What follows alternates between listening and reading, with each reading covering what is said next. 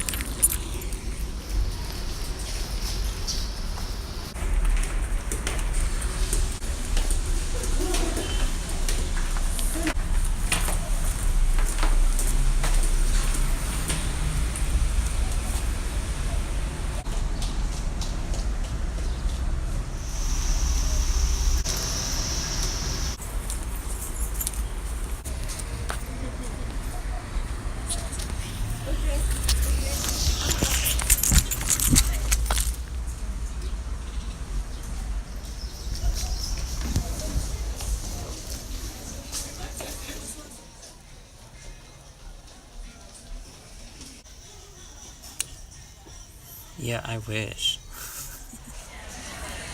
Favorite movie?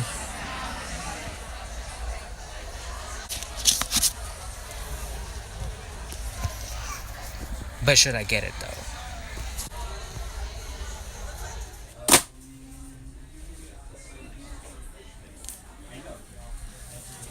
I think I found a winner.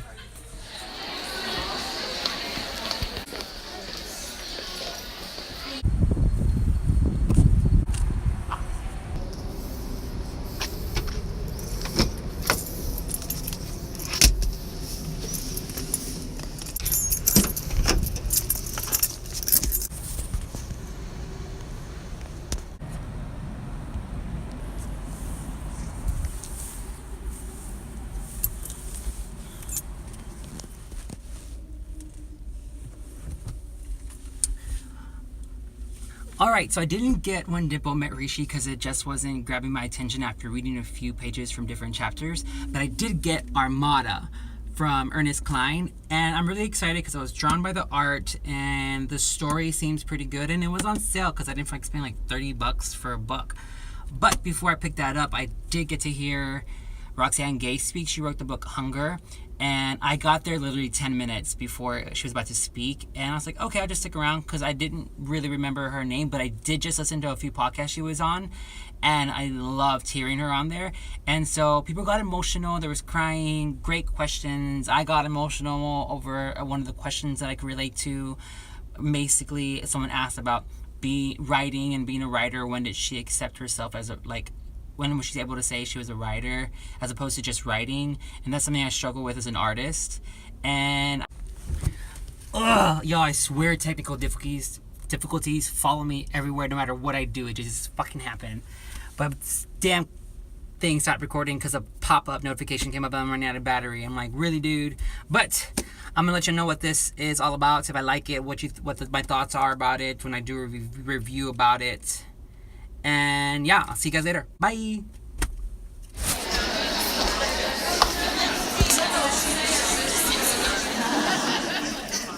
will never get this back.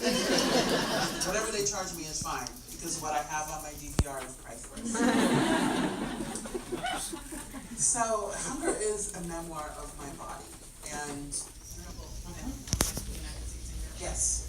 So, how do I feel about the word fat, given that it's not a universal descriptor in various cultures? You know, I think that we don't have great language in the United States around different kinds of bodies. I find fat to be the most acceptable from a range of pretty lousy choices. I find like anything around the term obese, morbidly obese, etc. to be too medicalized, and I write about this in Hunger. It basically treats you like you're the Walking Dead, that you're just a death sentence waiting to happen, and that's so horrible. And that is also how the medical establishment approaches our bodies, which means that most fat people get profoundly inadequate health care.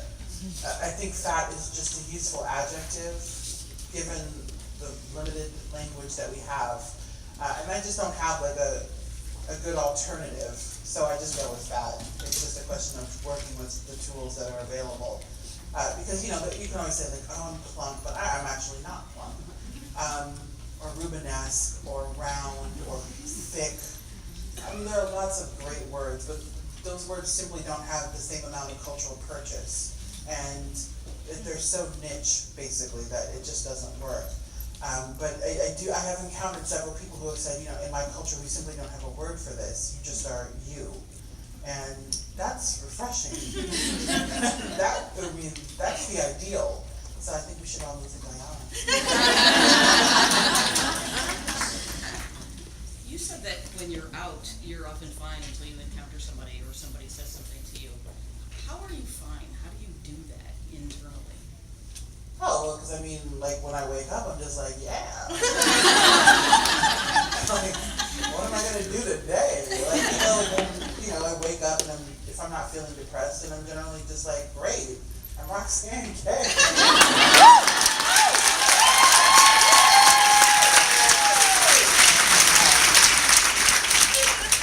It's easy to feel fine, and then the world, and I've spent years building myself up in my head to be able to leave my house, so that's how I'm fine. For years I have done the exhausting work of like putting on blinders and just telling myself, you deserve to leave your house, you deserve to be seen in the world, because if I don't tell myself that, no one will, because most people don't think I deserve to be in the world. And so that's how I'm fine. I just make it fine. Otherwise, I will never leave my house, and that's not going to work because I have a job. Yeah.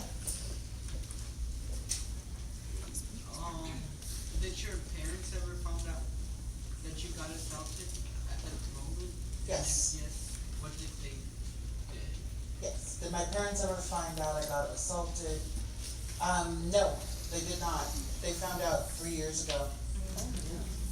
Yeah, from Time magazine, which I'm not proud of. But I honestly I really didn't think anything was going to happen with Bad Feminist. So I just didn't think. I was just like, whatever.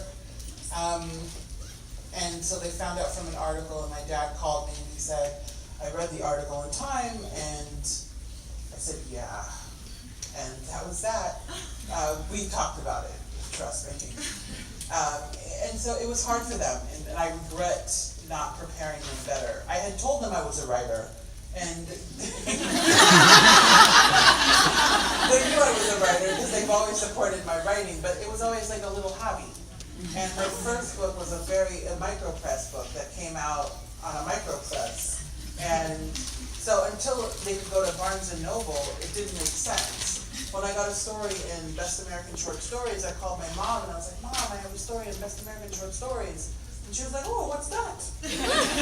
Somehow that was going to work out.